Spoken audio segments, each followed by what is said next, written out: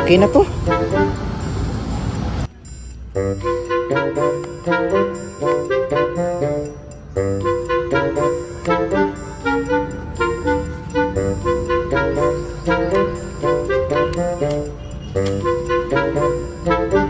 Kailan ka ba titigil?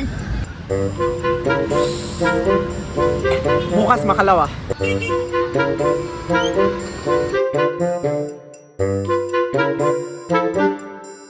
Pre, kailangan ba titigil? Bukas makalawa.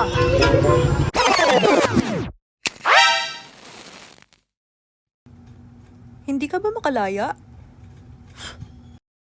Subukan ang Nicotigil, isang nicotine gum na tumutulong upang unti-unting iwasan ang sigarilyo.